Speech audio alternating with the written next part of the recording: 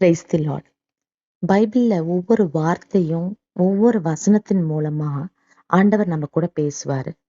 நீங்க சும்மா பைபிள் எடுத்து வாசிச்சா மட்டும் போதாது, தியானிக்கணும்.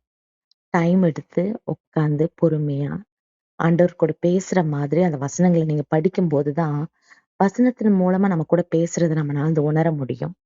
ட்ரை பண்ணி பாருங்க. ஓகே, நம்ம விஷயத்துக்குள்ள வருவோம். இன்னைக்கு குட் ஃப்ரைடே.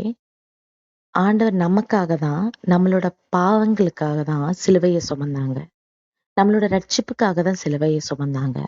அப்படி நம்மளுடைய பாவங்களுக்காக, நம்மளுடைய ரட்சிப்புக்காக சிலுவையில அறைஞ்சப்போ, அவர் அந்த சிலுவையில இருக்கும்போது 7 வசனங்களை பேசினாங்க. 7 வார்த்தைகளை பேசினாங்க. அதுல முதலாவது வார்த்தை லூக்கா 23:34. பிதாவே இவர்களுக்கு மன்னியும், தாங்கள் செய்கிறது இன்னதென்று அறியாதிருக்கிறார்களே என்றார்.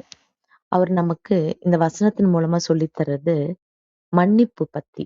நாம எப்படி மத்தவங்கள மன்னிக்கணுங்கிறத பத்தி. இந்த ஒரு வார்த்தை அவரு பிதாவுக்கு பார்த்து சொல்றாங்க அப்படின்னா, ரொம்ப ஆச்சரியமா இருக்கு. நினைச்சு பாருங்க, நம்மள ரொம்ப காயப்படுத்தின ஒருத்தர நம்ம எப்படி அப்படி மன்னிக்க முடியும்னே தெரியல.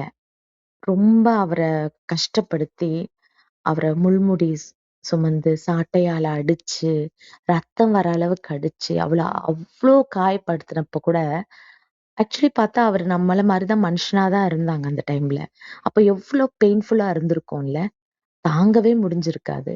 ஆனா பாருங்க, அப்படி ஒரு சூழ்நிலையில கூட அவர பிதாவ பார்த்தா, பிதாவே இவர்களை மன்னியும்னு சொல்றாங்க.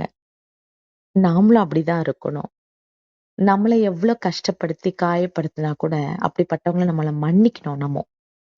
நாம அப்படி மன்னிச்சாதான் நம்ம கிறிஸ்துவுக்குள்ள இருக்கோம் அப்படிங்கிறதே வெளிப்படும். நாம உண்மையிலேயே நம்ம ஆண்டவர நேசிக்கிறோம். இதெல்லாம் நம்ம சொல்லுவோம். பட் நம்ம அந்த அளவுக்கு ஒரு மன்னிக்கிற குணம் நம்மளுக்கு இருக்குமான்னா கொஞ்சம் கஷ்டம் தான்.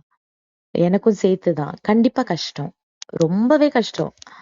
ஆனா, அப்படி ஒரு குணத்த நம்மளுக்குள்ள கொண்டு வரணும், வெளிப்படுத்தணும்னா, நம்ம ஆண்டவருக்குள்ள பிரியமா இருக்கணும், ஸ்ட்ராங்கா இருக்கணும். ஆண்டவர்கிட்டயே கேட்கலாம். ஆண்டவரே எனக்கு ஹெல்ப் பண்ணுங்க. எனக்கு இவங்கள மன்னிக்க கஷ்டமா இருக்கு. நீங்க எனக்கு உதவுங்க. நான் இவங்கள மன்னிக்கிறேன்.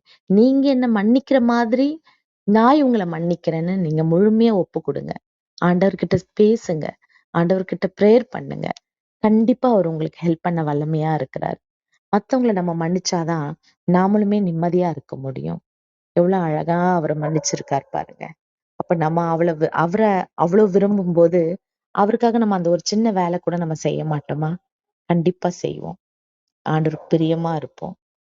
அடுத்த வசனத்த இன்னொரு யூடியூப் வீடியோல பார்ப்போம். ஆமேன்.